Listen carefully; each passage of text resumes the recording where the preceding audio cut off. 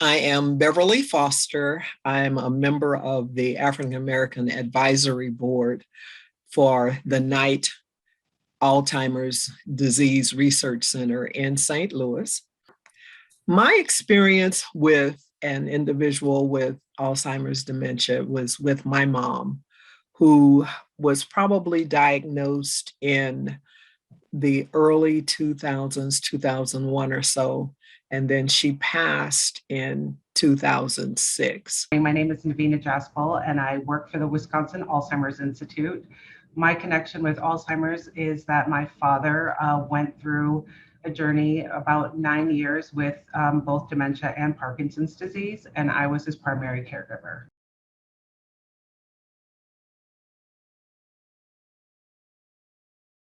When I would be evaluating an application, I'd be looking specifically on what kind of training will be provided so that emotionally and mentally the caregivers are being able to treat the patient in the appropriate manner with respect and dignity. Also, as it relates to minorities, African Americans, people of color in general, we don't always get that level of respect. And it's because the conditioning that people go through is that you are less than, and I'm doing you a favor by taking care of you. And that is specifically what needs to be addressed, is that everybody deserves a level of care, no matter who they are. I think in order to be considered for this project, there definitely needs to be considerations taken in for not with equity, but also I think considerations with COVID right now and what accommodations you would make in your project to address issues with COVID, in addition to how an ER should be operating on a normal basis. So I think taking some form of COVID in consideration, because we don't know how long we're going to be in this situation.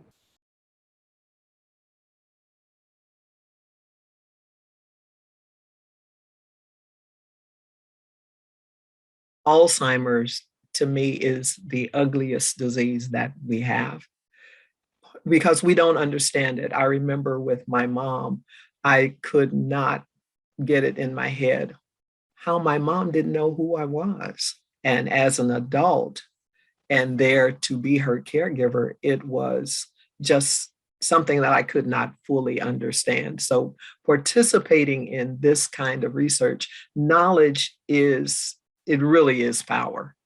That to get through the types of situations that you'll encounter when you're dealing with family members and friends who are in various stages of Alzheimer's, you need to know for yourself what to expect and what the processes are. You need to know what services are available.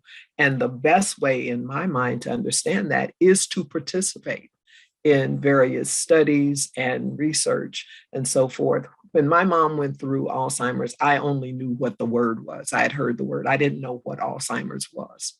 So since 2006, I have become very active in understanding what the disease is, what treatments are available, and the progress that's being made. I was absolutely delighted when I was asked to be a part of this project, because I think there is so much work to be done when it comes to care for folks with dementia in the ER.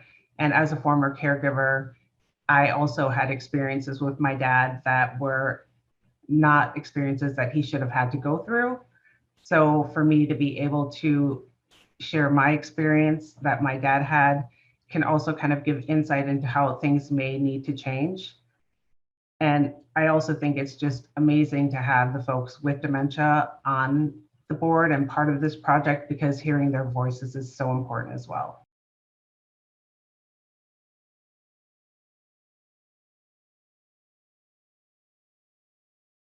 Only other thing that I'd want people to be aware of is that our own unconscious biases and our conditioning that we kind of take for granted. But as a minority and going into an environment where you don't see a lot of people that look like us giving the services or being served, it's easy to fall into the conditioning of you're not worthy or you don't deserve to be treated well. And that's just not true. And on the other side of it, you can't say that because a person is a minority and what you've learned about what minorities are is not necessarily true. You have to be able to look at somebody and say, this is another human being and they deserve to be treated well. They deserve what the best service is that we can provide. Dementia impacts communities of color at a much higher rate. So as a member of the Health Equity Community Advisory Board, I feel that it is important to consider multidisciplinary teams who are also diverse culturally with their backgrounds, because I think that will bring a wealth of knowledge and richness to the research